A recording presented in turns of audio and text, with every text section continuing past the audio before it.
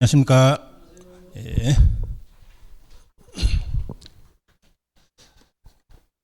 예, 주택조합의 조합원 자격. 자, 지역조합과 직장조합은 무주택자들이 자기들 집을 마련하자. 그래서 지역주택조합원 자격은 일단 누구요? 무주택 세대주. 이게 원칙입니다. 근데 옛날에는 무주택 세대주만 됐는데 최근에는 85 이하, 85제곱미터 이하 주택 한 채 소유한 자, 이자도 조합원 될 수 있도록 했어요. 자, 그러면 어떤 세대원 전원이 주택을 소유하고 있지 아니한 세대원 전원이 다 집이 없어야 됩니다. 그 중에서 세대주, 그럼 이자를 줄여서 우리 무주택 세대주 이렇게 말할 수 있겠죠. 근데 지역조합의 조합원 자격은 무주택 세대주만 하면 틀립니다. 여기다 무주택 세대주에다 이자가 하나 더 있다는 겁니다. 즉 85제곱미터 이하 주택 한 채 소유한 세대주, 즉 85 이하 1소유 세대주. 그럼 이 사람은 집 있죠? 무주택자 아니죠? 그래서 이 자리에 시험 칠 때 혹시 무주택 세대주만 하면 틀린다는 거, 이거 하나 더 있다는 거 알아두시고. 자, 그러면서 지역조합이니까 그 지역에 얼마 동안 살았느냐, 이게 문제가 돼요. 즉 같은 지역에, 여기서 같은 지역이라는 건 같은 시도를 말하는 겁니다. 6개월 이상 거주자. 자, 적어도 6달 이상 살았는 사람이라야 지역조합의 조합원 될 수 있다 이겁니다. 자, 이게 바로 지역조합의 조합원 자격입니다. 그럼 좀 이따 나는 직장조합의 조합원 자격도 요거는 똑같은데 같은 직장의 근로자, 여기 좀 달라요. 이건 똑같습니다. 무주택 세대주의 85 이하 1세 세대주는 똑같은데 지역조합은 6개월 이상 그 지역 거주자고 직장조합은 같은 직장의 근로자고 이 차이가 있습니다. 자, 그리고 이거는 가볍게 어떤 동네가 투기과열지구다. 근데 주택조합의 조합원을 모집하는데 모집하는 인원보다 신청자가 훨씬 더 많으면 그 중에서 선정을 해야 되잖아요. 그죠? 이때 선정할 때 신청서 접수 순서에 따라 지위를 인정해서는 아니 된다. 자, 아니 된다의 동그라미 뜻이에요. 왜 그렇죠? 투기과열지구는 지금 투기가 일어난 지역입니다. 서로 지원하려고 그래요. 근데 신청서 접수 순서 하면 이건 뭐가 선착순이죠. 투기를 더 조장할 우려가 있다는 겁니다. 그러면 접수 순서가 아니고 어떤 방법을 하면 되겠어요? 추첨이겠죠. 그죠? 언제 신청했던 간에 추첨해서 정해진 인원만큼만 뽑으면 자, 투기를 좀 덜 조장할 수 있다 이런 이야기 되겠습니다. 자, 직장조합의 조합원 자격입니다.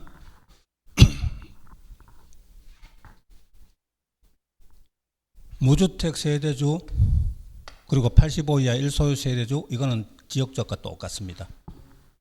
그런데 아까는 6개월 이상 그 지역 거주자인데 이번에는요, 동일 직장 근무자 하면 됩니다.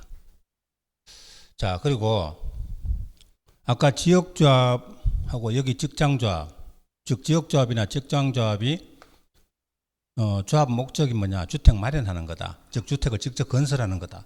이를 목적이 낼 때는 둘 다 관할 시군구청장 인가받고 설립합니다. 근데 직장조합은 목적이 하나 더 있습니다.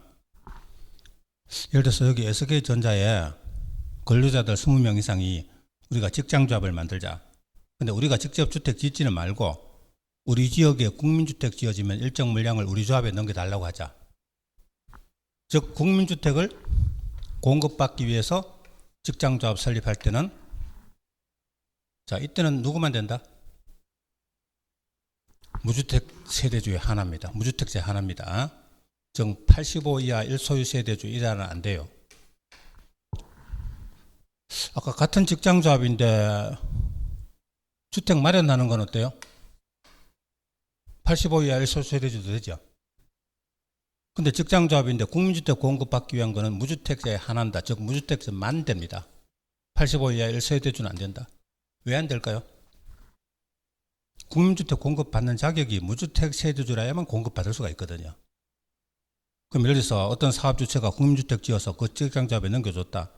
근데 조합원 중에서 무주택 세대주만 그 주택을 받을 수가 있거든요.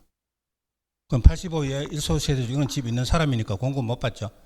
그래서 요거는 무주택자만이다. 그럼 위에 두 개는 무주택 세대주만인, 무주택 세대주 플러스 85 이하 1세 세대주인데 국민주택 공급받기 위한 직장조합은 무주택 세대주만이라는 거. 요거 구별하시고. 그리고 이건 주택을 짓는 게 아니니까 인가가 필요 없고 신고만 하면 됩니다. 자, 다음 리모델링 조합원 자격은 공동주택 소유자입니다. 보세요. 자기들 집이 있어야 리모델링을 할 수 있겠죠. 그래서 위에 두 개는 무주택자인데 원칙으로 리모델링 조합은 기존의 공동주택 소유자라는 거. 그리고 단독은 당연히 아니겠죠. 단독은 자기 집인데 뭐 혼자인데 조합을 만들 필요 없잖아요. 그죠? 그러니까 당연히 공동주택 그리고 또 복리시설. 이 복리시설은 상가 소유자를 말하는 겁니다. 자, 이들이 리모델링 조합의 조합원이 될 수 있다. 자, 근데 소유자지요. 옆에다 임차인 X.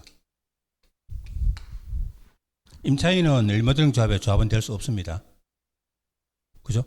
자, 장미 아파트에 소유자들이 자기들 아파트를 리모델링 하자. 이 조합 만드는 거지. 거기 새들어 살고 있는 임차인이 조합의 조합원 된다는 건 말이 안 되죠. 그죠? 근데 우리 문제집에는 제가 어저께 새로 나온 문제집 보니까 임차인이 들어와 있더라고요. 임차인 틀렸다. 이런 문제가 나와 있어요. 예. 자, 그 다음. 어떤 리모델링 조합의 조합원 만드는데 어떤 주택의 소유권이 두 사람 이상의 공유다. 그럼 누가 조합원 됩니까? 그럼 두 사람 다 조합원이 되는 건 아니죠. 대표는 1명을 조합원으로 본다.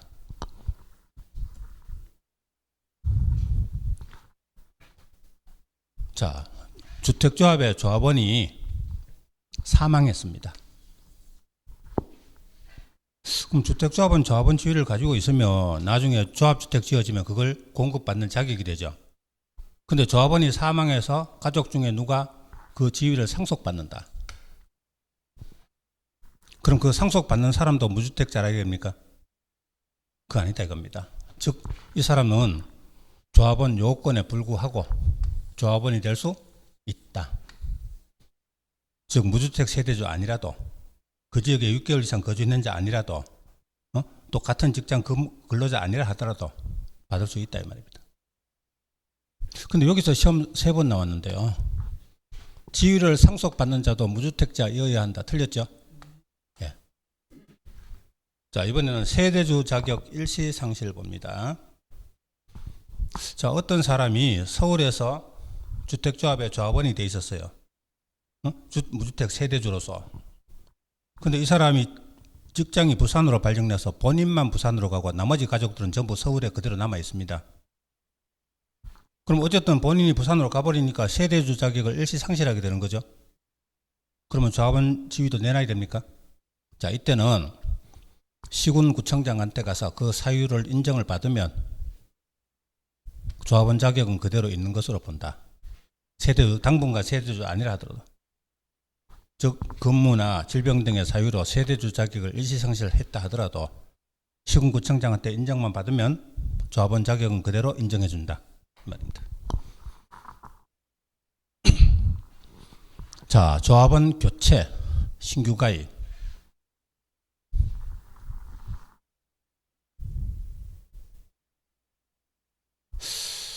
자, 지역조합, 직장조합은 이렇습니다. 조합은 주택조합 만들 때요. 제일 먼저 조합원 모집을 해요. 그럼 이 조합원 모집을 주도하는 사람들을 발기인이라 그럽니다. 자, 우리가 지역주택조합 한번 만들어 보자. 한 두세 사람이 주도적으로 나선다. 이 사람들을 발기인이라 그럽니다. 근데 조합원은 최소한도 20명 이상 돼야 되거든요. 그죠? 나머지 조합원을 모아야 되죠. 그 모으는 걸 모집이라고 한다 이겁니다. 그럼 모집할 때는 요 조합주택 지어야 되는 땅, 대지에 50% 이상 사용권 가지고 시군구청장한테 신고하고 그리고 공개 모집해야 된다. 그래서 54 신공, 그래서 아까 앞에 나왔는지 모르겠는데, 자, 그렇습니다. 그 모집을 하고 해가지고, 그러면 조합원이 다 모이면 조합원 명부를 제출해가지고, 관할 시군구청장한테 조합 설립 인가 신청을 합니다. 그래서 조합 설립 인가를 받는다 이겁니다. 그럼 조합 설립 인가 받는 순간에 이 조합원 지위가 전부 확정이 돼요. 만약에 조합원이 20명이라면 이 조합원 지위가 언제 확정된다? 설립인가 받은 때 조합원 지위가 확정됩니다. 그리고 설립인가 후에는 조합원을 다른 사람으로 교체하거나 신규 가입하게 하거나 할 수 없다 이겁니다. 그럼 원칙은 설립인가 후에는 교체 신규 가입할 수 없는데 예외가 있겠죠. 다음에 법으로 인정하는 사유가 있을 때는 조합원을 새로 교체 신규 가입하게 할 수 있다 이겁니다. 자, 그래서 원칙부터 보죠. 설립인가 후에는 조합원을 교체 신규 가입하게 할 수 없다. 근데 예외로 다음 경우에는 교체 신규 가입하게 할 수 있다. 어떤 경우요? 자, 첫째는 추가 모집 승인받은 경우. 자, 이렇습니다. 지금 조합주택 짓는데 주택 건설 예정 세대수가 100세대입니다. 조합주택을 100채를 지으려고 그래요. 그러면 조합원은 주택 건설 예정 세대수의 50% 이상은 돼야 됩니다. 그러면 최소한도 조합원 50명 이상은 돼야 돼요. 근데 처음에 딱 50명을 모았는데 주변에서 이 조합에다가 조합 설립 인가 받은 후에 우리도 조합원 되고 싶다. 자, 우리도 조합원 되고 싶다고 자꾸 신청하는 사람도 있더라. 그래서 20명을 더 모으겠다고 관할 시군구청장한테 추가 모집 승인 신청을 했어요. 그래서 설립인가 받은 후에 시군구청장이 추가 모집 승인을 해줬습니다. 자, 그럼 행정청에서 적법하게 추가 모집 승인을 해준 거죠, 그죠? 이때는 조합 설립인가 후라도 새로 20명을 신규 가입하게 할 수 있다 이 말입니다. 자, 뭐라고요? 추가 모집 승인을 받았을 때는 설립인가 후라도 새로 신규 가입하게 할 수 있다. 근데 그게 인원 제한이 있어요. 자, 만약에 20명 더 모으는 건 괜찮지만 추가로 70명을 더 받겠다. 추가 모집 승인을. 그럼 두 개 합치면 120명이 돼버리죠. 집은 100채밖에 안 짓는데 조합원이 120명 되면 20명은 나중에 공급 못 받잖아요, 그죠? 그래서 아무리 많더라도 뭐요? 주택 건설 예정 세대수 범위 안이라 된다. 그래서 주택 건설 예정 세대수 범위 안에서 추가 모집 승인을 받으면 설립인가 후라도 교체 신규가 할 수 있다. 자, 이번에는 다음에 사유가 있을 때는 결혼 발생 범위 안에서, 즉 빠졌는 인원만큼 죄송한데 저 뒤에 문이 열려 있어가지고 그죠? 다음 경우에는 인원이 빠진 만큼 채울 수 있다. 첫째, 조합원 사망.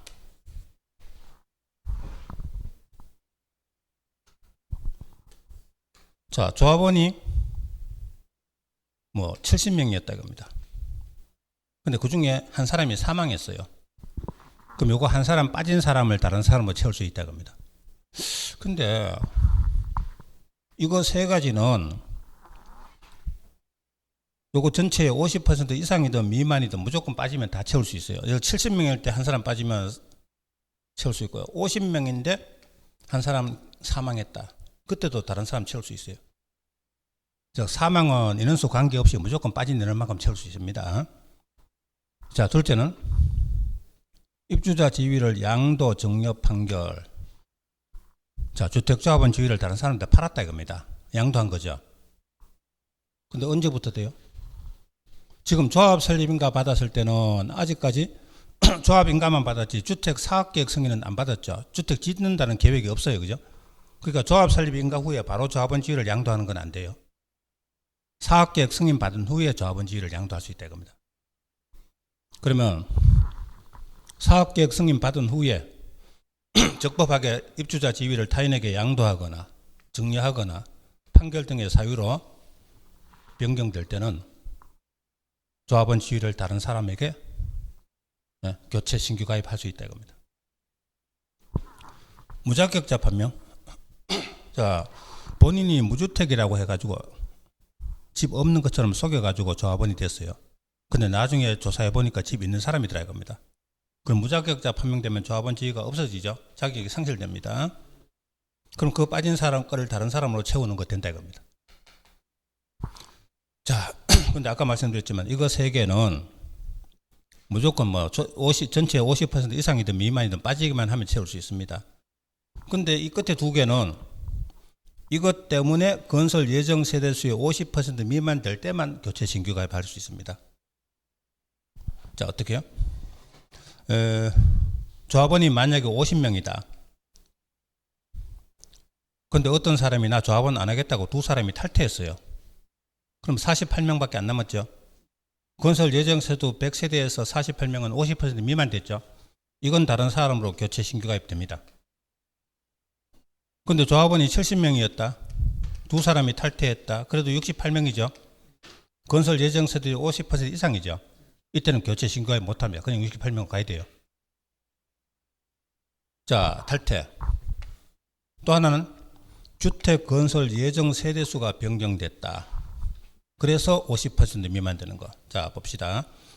주택 건설 예정 세대수가 원래 100세대였어요. 조합원을 딱 50명 모아놨어요. 근데 집을 좀 더 짓자 해가지고 20세대를 더 짓기로 바꿨습니다. 그럼 주택 건설 예정 세대수가 120세대가 됐죠. 그럼 120세대의 50%는 60명이죠. 그러면 50명이니까 10명 모자라죠. 요 10명은 다른 사람으로 채울 수 있습니다. 자, 근데 보세요. 처음에 조합원이 70명이었어요. 근데 건설 예정 세대수가 120세대로 변경됐다. 그럼 120명 중에 50%는 60명이잖아요. 근데 70명이니까 10명 남죠, 그죠? 이때는 교체 신규가 못합니다. 그냥 70으로 가야 돼요. 그래서 요 끝에 두 개는, 탈주 두 개는 그것 때문에 50% 미만 됐을 때만 교체 신규가 할 수 있다. 근데 시험에는 옛날에 기출문제 어떻게 나왔냐면 이것 때문에 70% 된 경우, 이것 때문에 40% 된 경우, 그럼 70% 된 경우는 교체 신규 가입 됩니까? 안 돼요. 40%는 50% 미만이죠. 요거는 교체 신규 가입 됩니다. 이런 식으로 문제가 나왔다는 겁니다. 자, 그럼 이걸 어떻게 할까? 요 첫자 따서 사, 양, 무, 탈주. 그럼 여기서부터요. 추, 사, 양, 무, 탈주. 시험 칠 때 이런 문제가 나오거든.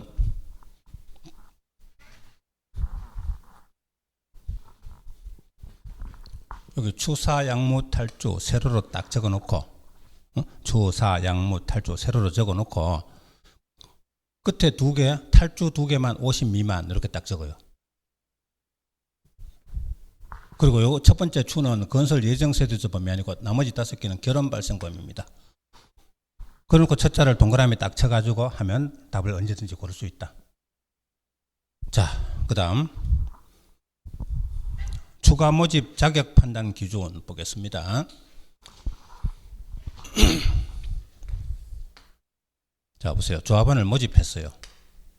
그리고 조합 설립 인가 신청합니다. 그리고 설립 인가를 받아요. 그럼 인가 신청하는 날 기준으로 요 조합원 지위를 전부 따집니다. 인가 받으면 조합원 지위가 확정되지만 사실 인가 신청할 때 조합원 지위가 다 제대로 갖춰져야 되죠, 그죠?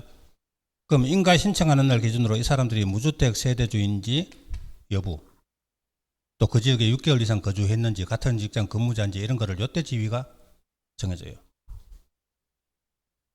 자, 그래서 조합 설립 인가를 받았다. 조합원이 50명이 됐다 이겁니다. 50명. 근데 나중에 추가 모집 20명을 추가 모집하려고 그래요. 20명을 추가 모집한다. 근데 추가 모집 공고가 나는데 그럼 이 사람들 자격 기준은 언제 기준 따져? 이 사람이 집 무주택인지 아닌지 따지는 거는 추가 모집 공고한 날 기준으로 따집니까? 자, 그렇게 할 것 같으면요. 이때는 집이 있다가 나중에 추가 모집한다 그래가지고 집 재빨리 팔아버리고 이때 와서 무주택 딱 돼가지고 그래서 자기도 조합원 되겠다. 됩니까? 그럼 불공평하잖아요. 그죠? 다른 사람들은 인가 신청하는 기준은 전부 무주택인데 이 사람은 집 있었는데 팔고 들어오고 이러면 안 되잖아요. 그죠? 그래서 이 사람들도 추가 모집되는 사람들도 언제 기준? 거꾸로 돌아가가지고 조합 설립 인가 신청하는 날 기준으로 이때 당시에 집이 없어야 된다. 나중에 추가 모집 때 들어오더라도 다른 조합원들과 마찬가지로 거꾸로 돌아가가지고 처음에 조합 설립 인가 신청하는 날 기준으로 자격 여건을 따진다. 그래서 뭐라고 돼 있어요? 추가 모집의 조합원 자격 요건 기준일은 언제다? 조합 설립 인가 신청하는 일 기준이다. 추가 모집 공고일 기준하면 틀린다. 28회 문제. 그죠? 그래야 공평하잖아요. 그죠? 예. 자, 그 다음 조합 변경인가 신청. 자, 여기 조합 설립 인가를 받았습니다. 나중에 20명 이런 식으로 추가 모집이 돼요. 추가 모집 승인이 나서 새로 됩니다. 그러면 처음에 조합 설립 인가 받은 사항이 변경되는 거죠. 응? 처음에 조합 설립 인가 받을 때는 조합원이 50명이었는데 나중에 20명 추가 모집되면 조합원이 70명 되는 거잖아요. 그죠? 그러면 인가 받은 사항이 변경되는 거죠. 그러면 변경 인가 신청을 할 수 있습니다. 새로 변경 인가 신청됩니다.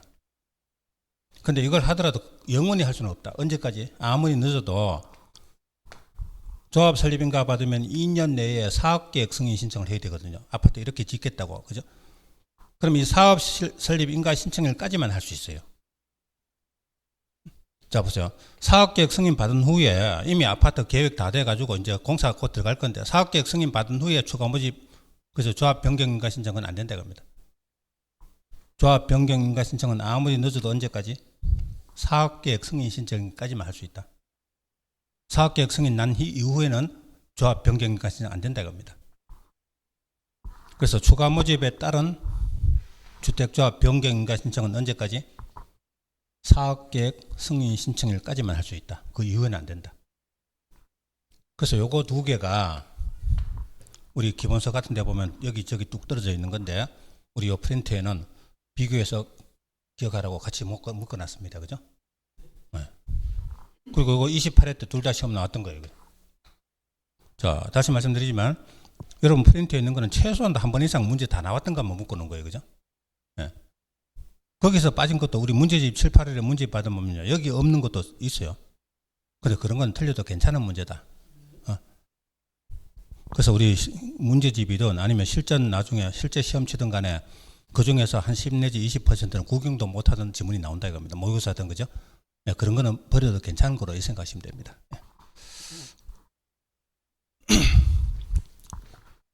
자, 주택조합 설립인가 받는 게 목적이 아니죠. 실제로 주택을 지어야 되겠죠. 그럼 주택 지으려면 사업계획 승인을 받아야 된다고 합니다. 설립인가 2년 이내에 사업계획 승인 신청해야 한다. 그럼 아니하면 만약에 2년 지나도록 사업계획 승인 신청 안 하면 조합 설립인가를 취소할 수 있다. 이렇게 돼요. 자, 주택조합은 단독으로는 주택 못 짓죠. 등록사업자하고 같이 지어야 되죠.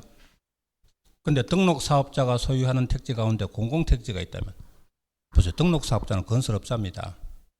주택 지으려고 공공택지 같은 거 매입해서 소유하고 있을 수도 있죠. 근데 그 사업자가 소유하는 공공택지를 조합주택 건설 용지로 사용해서는 안 된답니다. 적어도 등록사업자가 공공택지 가지고 있는데 주택조합에서 그 택지, 그 공공택지를 조합주택 용지로 쓰자. 그건 안 된다는 겁니다. 그 다음에 여기서는 없지만요. 문제집에 가끔 아까처럼 여러분 손 못 대게 하려는 문제로 그런 게 있어요. 주택조합하고 등록사업자고 만약에 조합주택을 같이 짓는다. 그럼 그 대지 소유권은 누가 가져야 되냐? 상식적으로 누가 가질까요? 이천시에서 지역조합 해가지고 저기다가 조합주택 용 대지를 만든다 이겁니다. 그러면 주택조합하고 등록사업자가 같이 지을 때 그 대지 소유권은 누가 가지는 게 맞다? 주택조합이 가져야 되죠. 그죠? 그때 등록사업자가 가진다 이러면 틀린다. 이런 문제가 또 있다 이겁니다. 자, 그 다음 주택조합의 임원 누구죠? 조합장, 이사, 감사. 이거 될 수 없는 사유, 결격사유.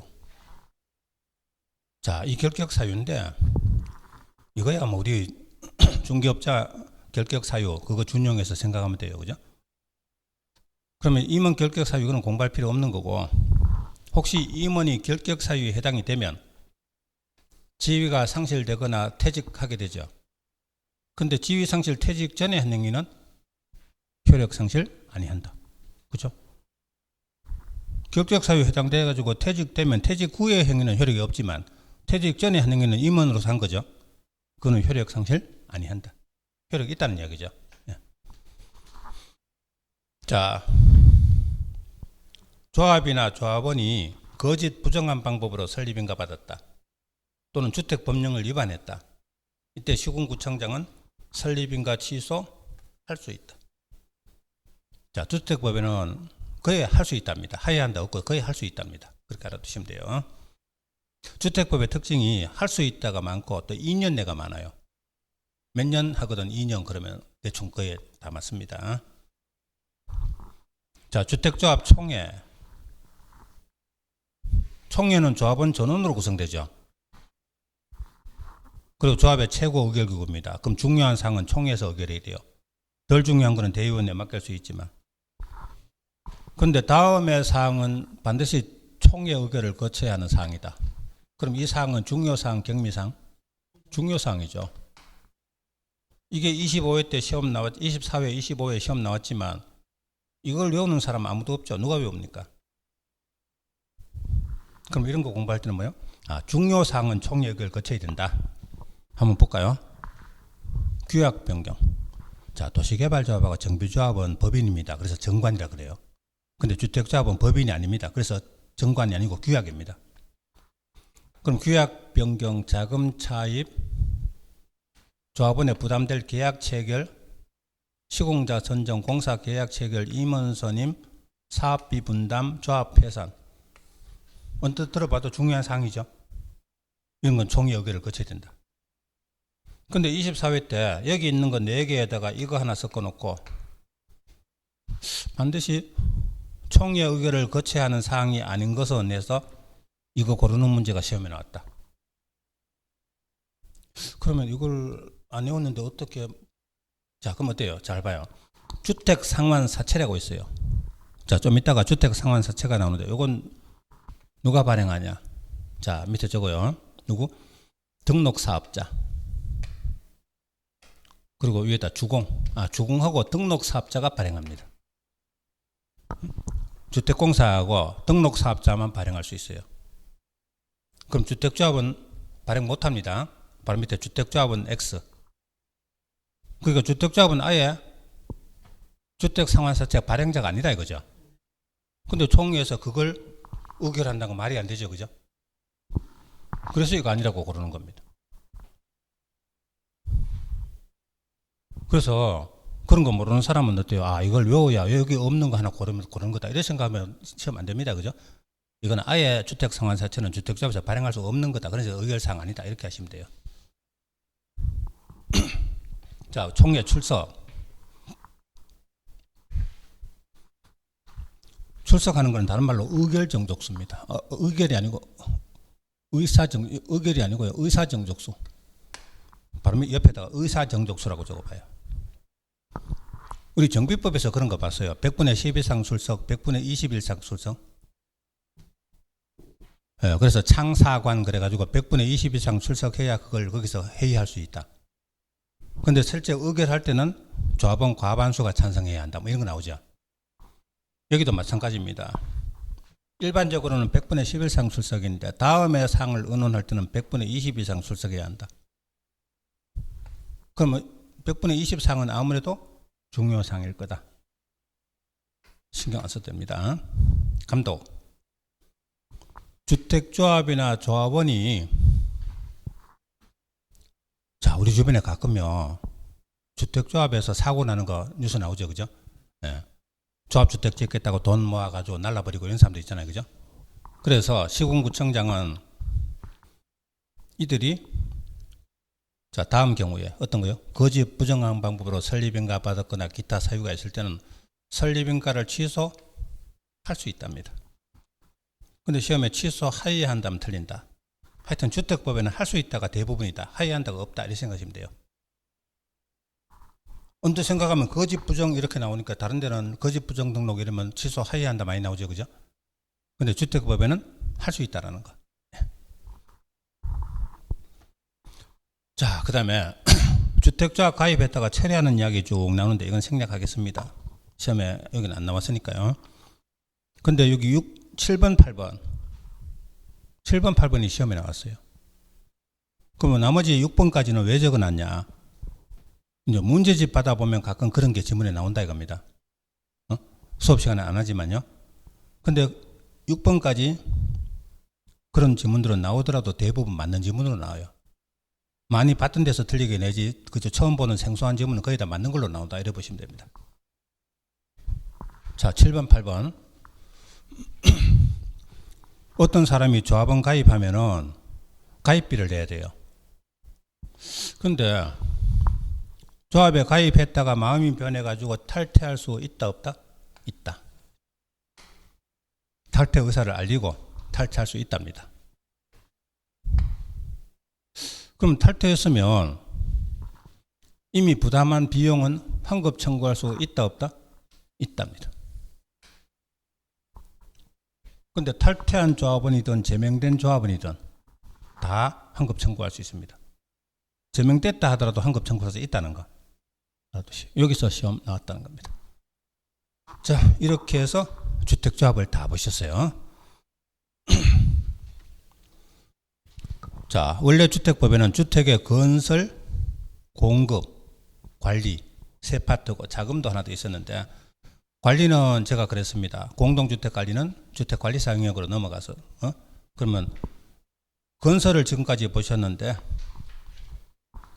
건설에서 누가 짓느냐 주체입니다. 그래서 사업주체. 그러면 지금은 이제 자금을 보자 이겁니다. 무슨 돈으로 짓느냐. 그래서 주택건설 자금이 옛날에는요. 여기 주택상환사채 외에도 국민주택기금 아니면 입주자 저축 중에 청약저축예금 이런 거 복잡한 게 많았습니다. 근데 지금은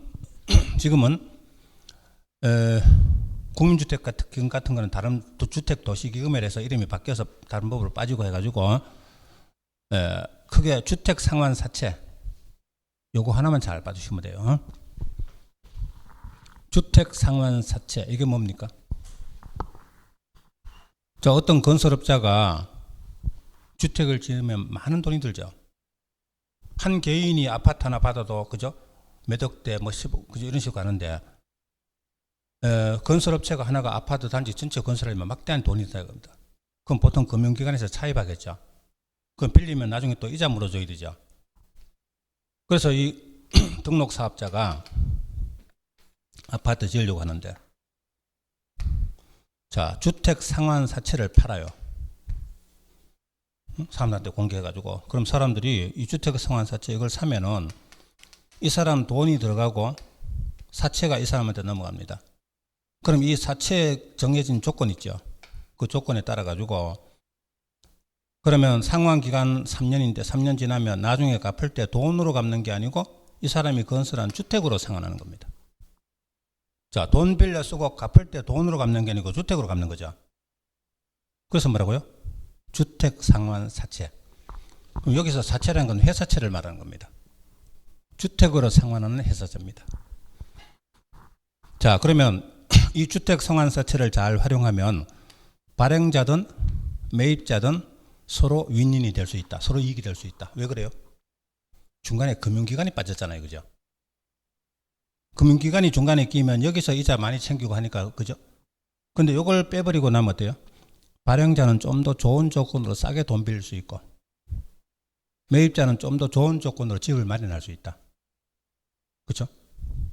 특히 건설업자는 또 돈 갚을 때도 나중에 자기가 지은 집으로 갚아주니까 훨씬 쉽죠. 그죠? 이게 주택상환사채입니다. 누가 발행하죠? 주공하고 등록사업자가 발행할 수 있다. 그러면 아까 말씀드렸지만 주택조합은 발행자가 있다 아니다? 아니다. 자, 바로 밑에 주택조합 X. 주택조합은 발행자 아니죠. 주공하고 등록사업자가 발행합니다. 근데 등록사업자는 보증을 받을 때요. 혹시 등록사업자가 건설업자가 주택상환사채 발행해서 돈 빌려 써놓고 혹시 파산해버리면 그럼 매입자는 주택 못 받죠. 돈만 날리죠. 그죠? 자, 이때를 대비해서 미리 금융기관 보증을 받아야 됩니다. 매입자가 피해보지 않도록. 근데 주공은 보증 안 받아도 돼요. 주공은 국가가 보증해 주잖아요. 그죠? 그래서 보증 안 받아야 됩니다. 주택상환사채의 모든 발행자는 보증받아야 한다. 틀렸죠? 보증 안 받는 자도 있죠. 자, 발행요건. 이 등록사업자는요. 주택상환사채 발행하고 싶어 해요. 훨씬 좋은 조건으로 돈 빌리니까. 그죠? 근데 발행하려면 다음에 조건을 갖춰야 발행할 수 있다. 자본금 5억 원 이상 돼야 됩니다. 이 자리에 자본금 3억 원 이상 하면 틀려요. 5억 원 이상입니다. 자, 33일 자본금 5억 원 이상입니다. 그리고 건설업 등록을 해야 돼요. 등록 사업자가 돼야 발행할 수 있으니까. 최근 3년간 주택 실적이 300호 이상 돼야 됩니다. 연평균으로요. 연평균. 그럼 첫 해에 400세대, 두 번째 해에 200세대, 세 번째 해에 300세대 지으면 3년 평균하면 연평균 300세대 되죠. 그럼 발행할 수 있다는 거예요. 근데 어느 정도만큼 발행할 수 있냐? 발행 규모는 최근 3년간 연평균 호수 이내. 그럼 3년간 연평균 호수는 300세대죠. 300세대에 해당하는 만큼 발행할 수 있다 이겁니다. 자, 그 다음 발행 절차. 자, 발행자는 발행 계획을 수립해서 국장 승인 받아야 한다. 자, 주택 상환사채는 돈 나고 관계되는 거죠. 잘못해서 사고 나면 안 되니까 반드시 미리 국장 승인 받도록 합니다. 근데 주택 상환사채가 주택법상의 제도죠. 주택법의 주무장관은 국토교통부 장관이죠. 그래서 국장 승인입니다. 기재부 장관 승인 틀렸죠? 시도의사 승인 틀리죠? 국장 승인이다. 자, 전에 그런 말씀 드렸어요. 공법에 채권이 몇 개 있는데 금전 상환은 무기명이고 물건 상환은 기명이다 그랬죠. 근데 주택 상환사채는 주택 상환하니까 물건 상환이죠. 기명증권입니다. 무기명증권 틀렸다. 시험 2번 나왔어요. 하나하나 외우는 게 아니고 개발법의 토지상환채권, 주택법의 주택상환사채 이거는 전부 물건으로 상환하니까 기명이다 이렇게 하시면 돼요. 그리고 액면 또는 할인 방법으로 발행한다. 맞는 걸로 나왔고요. 그리고 발행자는 사채대장, 주택상환사채대장을 갖추고 법에서 정한 일정한 사항을 적어야 됩니다. 어떤 사항? 발행기간, 발행금액, 발행조건, 상환 시기와 절차 이런 여러 가지를 적어야 됩니다. 자, 그 다음 상환기간. 이 상환기간을 꼭 외워야 돼요. 3년을 초과할 수 없다. 다른 말로 3년 이내죠. 3년 이내에 주택 건설해서 상환해야 됩니다. 그럼 옆에다가 한번 적어보세요. 도시계획 시설채권. 우리 국계법에 도시계획 시설채권 있죠. 10년 이내. 전부 시험 다 나오는 겁니다. 도시계획 시설채권은 10년 이내입니다. 자, 다음 줄에 도시개발채권. 도시개발채권. 개발법 마지막에 가면 시도의사가 도시개발채권 발행해요. 그거는 5년 내지 10년 범위 안.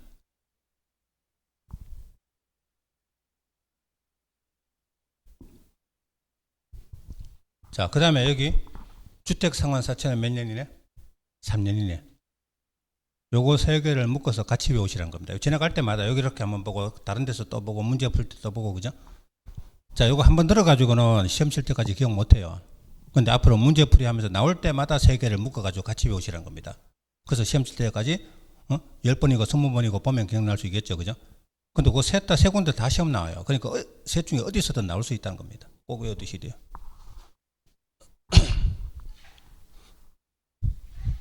자, 주택상환사채 발행해서 돈을 빌렸다 이겁니다. 그럼 어디 써야 됩니까?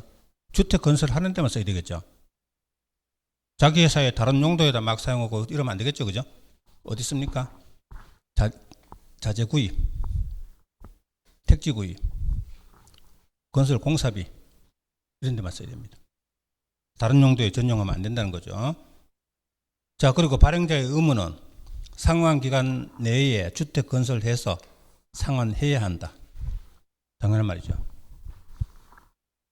자, 근데 등록사업자가 주택 상환사채를 발행한 후에, 그래서 돈 빌려 쓴 후에 법령 위반으로 등록이 말소됐습니다.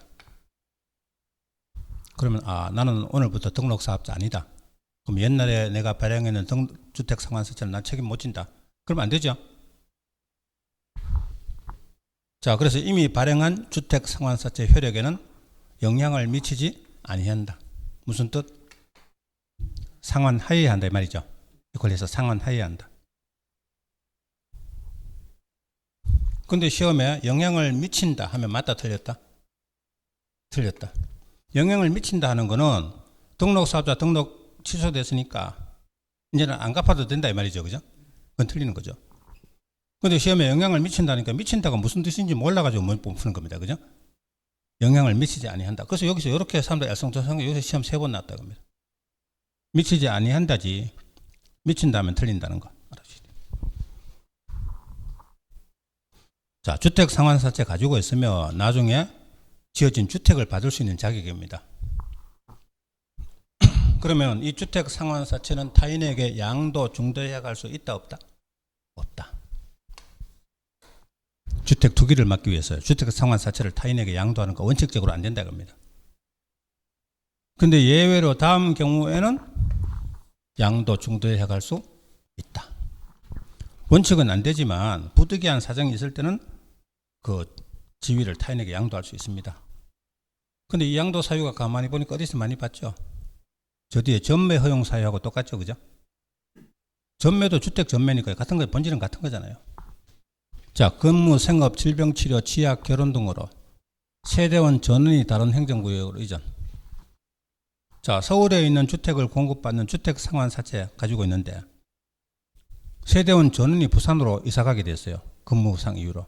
그럼 서울에 있는 집은 필요 없잖아요. 그럼 이 주택 상환사채를 타인에게 양도할 수 있다는 겁니다.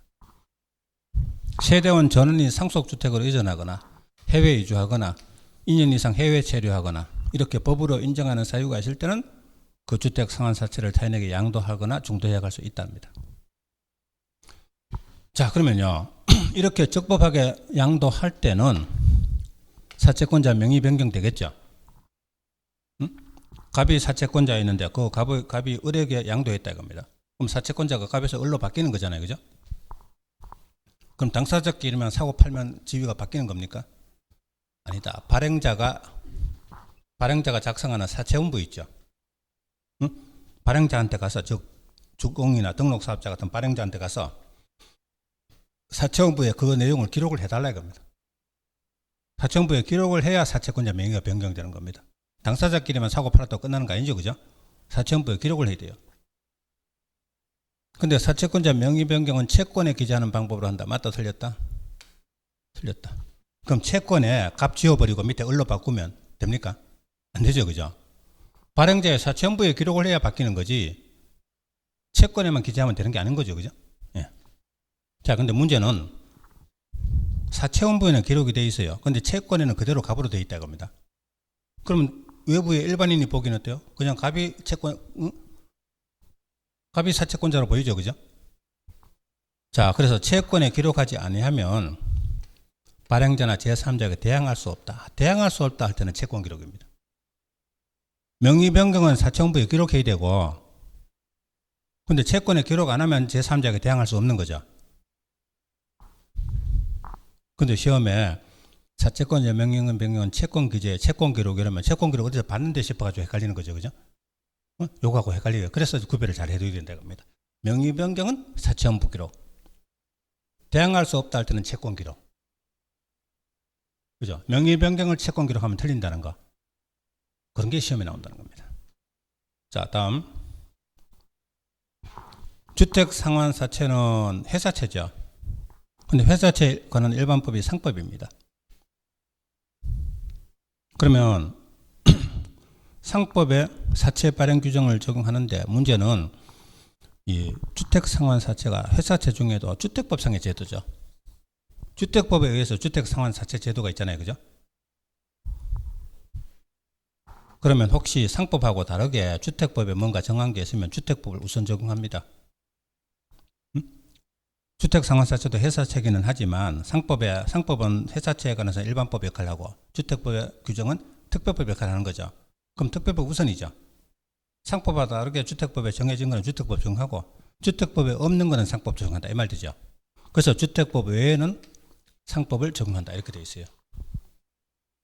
그럼 어느 게 우선합니까? 주택법이 우선하는 거죠. 자, 근데 시험에 뭐라 하냐면 상법이 우선한다. 틀렸다. 겁니다. 밑에 상법이 우선한다. 틀렸다. 주택법이 우선하는 거죠. 특별법 우선이죠. 그죠? 예. 자, 이렇게 해서 주택 상환 사채가 다 끝났습니다. 그러면 지금까지 뭐 보셨어요? 주택 건설에 있어서 주체, 즉 사업 주체 받고요. 두 번째는 자금, 즉 주택 상환 사채를 보셨어요. 입주자 저축이 있기는 한데 입주자 저축이 옛날에는 청약 저축, 청약 예금, 국민주택, 민주주택 구분이 있었죠. 근데 지금은 하나로 통합되지고 입주자 저축이 그죠? 주택 청약 종합 저축이래 가지고 통합돼 버려서 시험 낼 거리가 별로 없어요. 자, 이번엔 절차. 우리 건축법에 건축물 짓거나 20세대 미만의 빌라 30세대 미만의 빌라 같은 거 지을 때는 건축 허가 받고 짓는다. 다 지으면 사용 승인 받고 사용한다.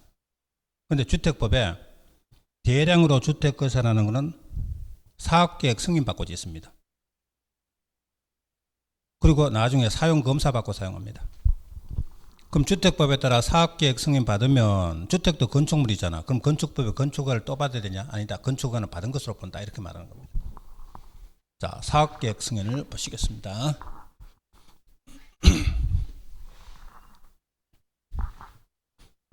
단독 30호 이상, 공동 30세대 이상, 대지 조성 1만 제곱미터 이상 하려는 자는 사업계획 제출해서 승인받아야 한다. 그럼 이 규모 미만은 건축허가 받는 거고 이 규모 이상은 사업계획 승인받고 하는 겁니다.